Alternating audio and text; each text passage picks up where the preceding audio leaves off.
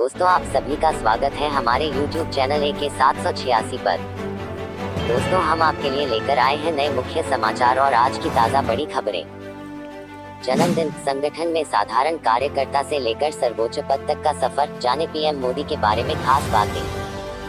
भारत के प्रधानमंत्री नरेंद्र मोदी PM नरेंद्र मोदी का आज 70वां जन्मदिन है। 17 सितंबर 1950 को गुजरात के वडनगर में जन्मे नरेंद्र मोदी देश के पहले ऐसे प्रधानमंत्री हैं जिनका जन्म आजादी के बाद हुआ है। गुजरात से राजनीतिक सफर की शुरुआत करने वाले नरेंद्र मोदी अब प्रधानमंत्री के रूप में देश का नेतृत्व कर रहे हैं। 26 मई 2014 को उन्होंने पहली बार और 30 मई 2019 को दूसरी बार प्रधानमंत्री पद की शपथ ली थी। गुजरात विश्वविद्यालय से राजनीति विज्ञान में MA की पढ़ाई करने वाले नरेंद्र मोदी ने 7 अक्टूबर 2001 को गुजरात के मुख्यमंत्री के रूप में शपथ ली थी।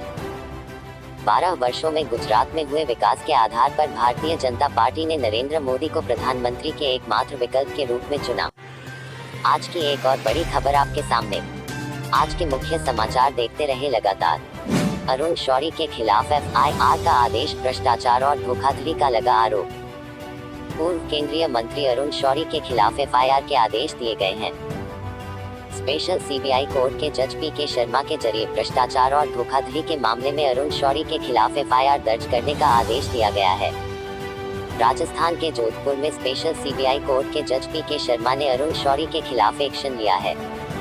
अरुण शौरी के खिलाफ भ्रष्टाचार और धोखाधड़ी के मामले में मुकदमा दर्ज करने का आदेश दिया है। दरअसल शौरी पर सरकार द्वारा संचालित होटल की बिक्री में कथित भ्रष्टाचार का मामला सामने आया था, जिसके बाद उनके खिलाफ FIR का आदेश दिया है। मामला राजस्थान में उदयपुर के लक्ष्मी विलास पैलेस होटल से जुड़ा है। आज की एक और बड़ी खबर आपके सामने। आज के मुख्य समाचार देखते रहे लगातार। वेबसाइट के जरिए सस्ते ME पर मोबाइल बेचने वाला ठग अरेस्ट, 2500 लोगों को लगाया चूना। साउथ दिल्ली पुलिस ने एक ऐसे ठग को गिरफ्तार किया है जो वेबसाइट के जरिए महंगे मोबाइल पर लुभावने ऑफर देकर ठगी करता था।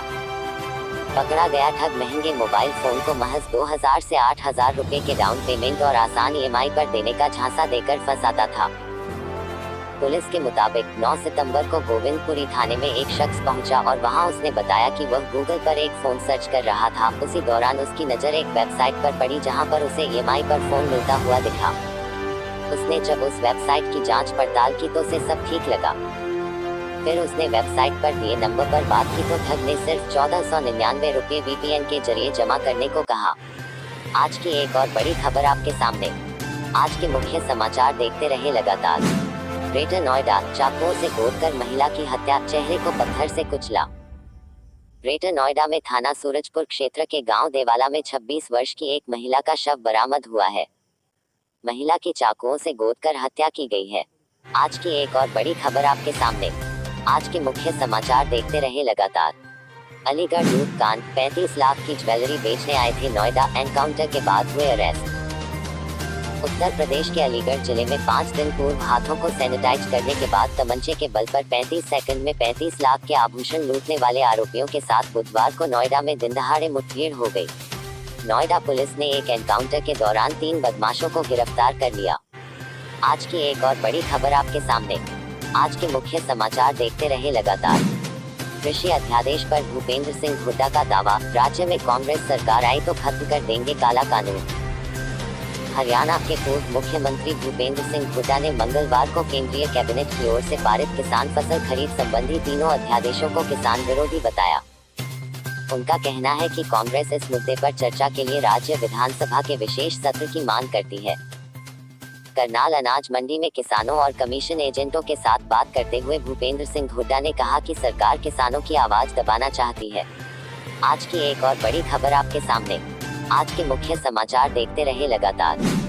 बॉर्डर पर हो आत्मनिर्भर भारत की ललकार, इसके लिए ऑर्डिनेंस फैक्ट्रियों की ऐसी रणनीति हो तैयार।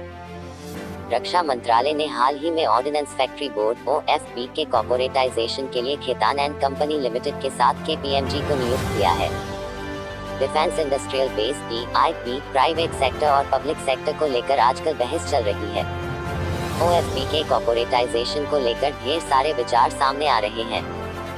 अधिकतर विचार ऐसे ही हैं कि निजी क्षेत्र अपनी कंपनी खुद लगाए और चलाए, जिससे रक्षा मंत्रालय को तत्काल उसका रिटर्न मिले। राष्ट्रीय सुरक्षा के क्षेत्र में सरकारी और निजी क्षेत्र की भूमिका का विषय बहुत से देशों में संवेदनशील विषय बन चुका है। रक्षा सामग्री के उत्पादन में निजी क्षेत्र की सहभागिता शीत युद्ध की समाप्ति के बाद विकसित अर्थव्यवस्था वाले देशों में अचानक बढ़ी। आज की एक और बड़ी खबर आपके सामने। आज के मुख्य समाचार देखते रहे लगातार। लॉकडाउन के दौरान प्रवासी मजदूरों की मौत की जानकारी से अनभिज्ञ के केंद्र सरकार। रायपुर, संसदीय सचिव विकास उपाध्याय ने आज एक प्रेस वार्ता कर आरोप लगाया कि मोदी की केंद्र सरकार को इस बात की भी जानकारी नहीं है कि कोरोना महामारी के कारण देश भर में लगाए गए लॉकडाउन के दौरान कितने प्रवासी मजदूरों की मौत हुई थी। जबकि लॉकडाउन के बीच आए दिन मजदूरों की मौत को लेकर पूरे देश में मोदी सरकार की असंवेदनशीलता सबके सामने जगजाहिर था। विकास उपाध्याय ने दावे के साथ कहा कि 24 मार्च से 4 जुलाई के बीच 971 मजदूरों की जानें गई और उनके पास प्रतिदिन के मौत के आंकड़े मौजूद हैं।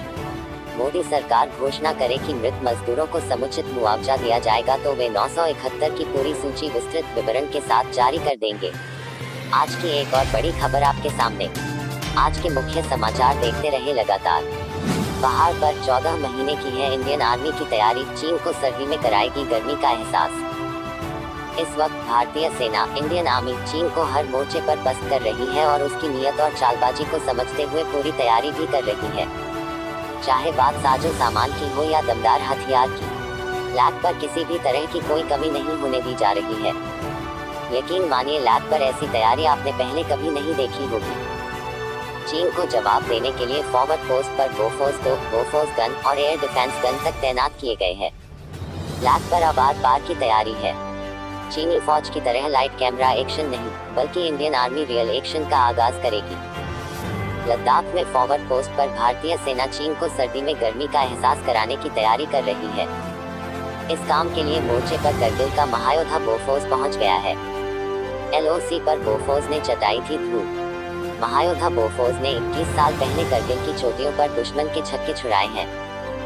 पाकिस्तान के बाद अब एक और धोखेबाज को बारूदी जवाब देने के लिए लाइन ऑफ एक्चुअल कंट्रोल पर बोफोर्स सीना ताने खड़ा हो गया है। क्यों तैनात की गई बोफोर्स? लैब पर बोफोर्स की तैनाती के कई मायने हैं। भारत नहीं चाहता कि चीन की कोई भी चालबाजी सफल हो और ड्रैगन धोखा देने के किसी भी मौके में सफल हो। चीन अगर ऐसी हिमाकत करे भी तो जवाब बोफोर्स का गोला दे। लैब पर ऐसे हथियार और गन पहुंच चुके हैं जिसका तोड़ चीन के पास नहीं है। इसी में एक है एयर डिफेंस गन। इसके घातक अटैक से 5000 फीट की ऊंचाई तक मिसाइल और एयरक्राफ्ट तबाह हो जाएंगे। अगर दुश्मन इसकी फायरिंग रेंज में आया तो उसकी खैर नहीं। 1962 की गलती नहीं दोहराना चाहता भारत इस बार की सर्दी में लैब पर 1962 की गलती दोहराना नहीं चाहता, क्योंकि चीन का चाल चरित्र और चेहरा सब कुछ आज भी वैसा ही है। उसकी हड़प नीति भी वैसी ही है। लेकिन हिंदुस्तान अब पहले जैसा नहीं है, इसलिए हिंदुस्तान लैब पर हथियार और सैनिक बढ़ा रहा है। चीन की बातें खोखली साबित हुई। दुनिया के सबसे ऊंचे आयुध डिपो में ही सबसे ऊंचा फ्यूल डिपो है, जिसके टैंक की क्षमता 3 लाख लीटर है। लद्दाख की चोटियों पर सामान से भरे इंडियन आर्मी के सैकड़ों ट्रक बेधड़क चढ़ रहे हैं। इंडियन आर्मी के पास अगले 14 महीने की तैयारी। आपको बता दें कि माउंटेन वॉरफेयर में चीनी आर्मी भारतीय सैनिकों के सामने कहीं नहीं चल पाती। पिछले दिनों जिसका सबूत भी दुनिया देख चुकी है। जिनपिंग की आर्मी हिमालय पर चारों तरफ से घिर चुकी है और इसी बौखलाहट में किसी तरह से लैग से पीछा छुड़ाना चाह रही है। सर्दी के नाम पर ही भारत को कमजोर बता रही है। आज की एक और बड़ी खबर आपके सामने। आज के मुख्य समाचार देखते रहे लगातार। झारखंड कांग्रेस विधायक दल की बैठक आज, इन मुद्दों पर होगी चर्चा। कोरोना वायरस प्रकोप के बीच झारखंड सरकार विधानसभा सत्र को लेकर अपनी रणनीति तैयार कर रही है। वहीं झारखंड विधानसभा के मॉनसून सत्र को लेकर कांग्रेस विधायक दल की बैठक 17 सितंबर यानी आज निर्धारित की गई है। आज के मुख्य समाचार देखते रहे लगातार। आज की बड़ी खबरें आपके सामने। चीन से तनाव पर संसद में चर्चा नहीं कराएगी सरकार, आज राज्यसभा में रक्षा मंत्री देंगे बयान। पूर्वी लद्दाख में वास्तविक नियंत्रण रेखा LAC पर चीन के साथ जारी तनाव के मामले पर सरकार संसद में चर्चा नहीं कराएगी। सरकार की रणनीति विपक्षी दलों के नेताओं से अलग अलग संवाद करने की है। इसके जरिए सरकार विपक्ष को चर्चा की मांग नहीं करने के लिए मनाएगी। बुधवार को सरकार की ओर से बुलाई गई सर्वदलीय बैठक में भी इस मुद्दे पर कोई चर्चा नहीं हुई। रक्षा मंत्री राजनाथ सिंह गुरुवार को राज्यसभा में इस मुद्दे पर बयान देंगे। आज की बड़ी खबरें आपके सामने। आज के मुख्य समाचार देखते रहे लगातार। सरकार निजीकरण से युवाओं का भविष्य अंधकार में बना रही है, अखिलेश। श्री यादव ने जारी बयान में कहा कि भाजपा सरकार 2014 से ही किसानों की उपेक्षा करती आई है। भूमि अधिग्रहण के प्रयास के बाद अब भाजपा कृषि अध्यादेशों के जरिए किसानों को बड़े व्यापारियों का मोहताज बनाना चाहती है। भाजपा किसानों को न्यूनतम समर्थन मूल्य तो दिला नहीं पाए, उसने आवश्यक वस्तु अधिनियम से ही कई फसलों को बाहर कर दिया। गन्ना किसानों का अभी तक 13,000 करोड़ रुपए का भुगतान नहीं हुआ। किसान की उपज को नए कानून के सहारे बड़ी कंपनियां और बड़े व्यापारी मनमाने ढंग से खरीदेंगे। आज की बड़ी खबरें आपके सामने। आज के मुख्य समाचार देखते रहे लगातार। 86 साल का सपना होगा साकार, कल पीएम मोदी करेंगे कोसी महासेतु का उद्घाटन। भारतीय रेल की महत्वाकांक्षी परियोजनाओं में शामिल कोसी नदी पर बने 2 किमी लंबी रेल महासेतु का उद्घाटन प्रधानमंत्री नरेंद्र मोदी वीडियो कॉन्फ्रेंसिंग के जरिए 18 सितंबर को रिमोट द्वारा करेंगे। इस दिन पीएम मोदी बिहार के लाभ के लिए यात्रियों की सुविधाओं से संबंधित 12 रेल परियोजनाओं का भी उद्घाटन करेंगे। आज की बड़ी खबरें आपके सामने। आज के मुख्य समाचार देखते रहे लगातार। भारत चीन सीमा तनाव पर रक्षा मंत्री राजनाथ सिंह दे सकते हैं ये बड़ा बयान। रक्षा मंत्री राजनाथ सिंह पूर्वी लद्दाख में वास्तविक नियंत्रण रेखा के पास भारत और चीनी सैनिकों के बीच जारी गतिरोध को लेकर मंगलवार को संसद में एक बयान दे सकते हैं। संसदीय सूत्रों ने यह जानकारी दी। विपक्ष द्वारा इस मुद्दे पर चर्चा कराए जाने की मांग के बीच यह बयान काफी महत्व रखता है। दोस्तों, आज का कार्यक्रम यही समाप्त होता है। जल्द ही मिलते हैं बड़ी खबरों के साथ।